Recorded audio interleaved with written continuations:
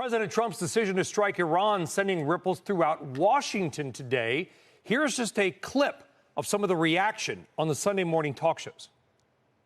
Any country in the world has a right to have a civil nuclear program. What they don't have a right to do is to enrich it at 60%, hide it under a mountain. Our expectation is we're going to learn a lot about what the Iranians want to do, how they want to proceed over the next 24 hours. What I think should have happened here, right up front, is him coming to Congress and asking for authorization to do this. That's the constitutional approach to this.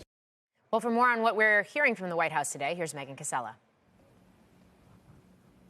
Hey, guys, so the biggest question in Washington right now is what the level of U.S. involvement will be from here, as you guys have been talking about. And we have seen some mixed signals on that today. Just in the last 2 hours, the president posting on social media suggesting that the U.S. could be considering pushing for a full regime change in Iran. He wrote that while it's not politically correct to use the term regime change, if the current regime is unable to make Iran great again, then why wouldn't there be a regime change? And that would likely mean greater U.S. involvement from where we are now, instead of a return quite quickly to the negotiating table. And that directly contradicts everything that we've heard so far today from senior Trump officials. So Vice President J.D. Vance this morning saying the U.S. view had been, quote, very clear that we don't want a regime change. Pete Hegseth saying that it was not what the mission was about. And Secretary of State Marco Rubio called it, quote, certainly not the goal of what they've been working on. So this was last night, all three of those men standing behind the president as he made that announcement,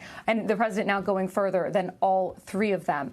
At the same time, the administration now is bracing for potential retaliation. NBC News is reporting tonight that Iran sent the president a message at last week's G7 threatening to attack the U.S. at home here in the U.S. via sleeper cells if the administration went ahead with the strikes as they've now done. The Department of Homeland Security is also warning earlier today that the conflict is causing what they called an ongoing threat environment in the U.S., and they say cyber attacks in particular could be likely. So a lot of things to watch as we head into this week. I'll note, guys, we haven't seen the president on camera at any point today.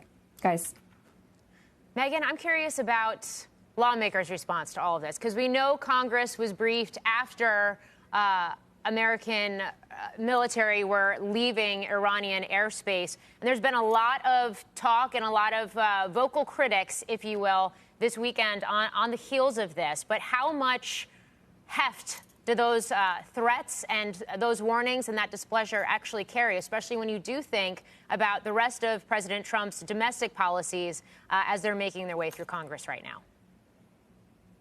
Absolutely. The root of all of this being that Congress and many members of Congress coming out today saying they don't believe that the president had the constitutional authority to act this way, to act unilaterally without previously getting authorization, express authorization, a vote from Congress in order to move forward. So many Democrats, but also a couple of Republicans, Warren Davidson of Ohio, for one, Thomas Massey of Kentucky, coming out to say they're bucking the president of their own party, saying they don't believe that this is constitutional, and others saying in both parties they just don't believe that this is the U.S.'s fight. So expect that to be a huge fight on Capitol Hill this week. Some lawmakers already pushing for a vote to get Congress on the record on this. But to your point about the rest of the agenda, we will have to wait and see there. The number of defections within the Republican Party right now are very small, probably not enough to derail things like the big, beautiful bill, the spending bill that we've been talking about, or other things that they need to get done. We could get to that point. For now, these are probably moving on two separate tracks. Maybe those are bigger market movers as well. We're going to find out. Time will tell. Megan Cassella, thank you very much.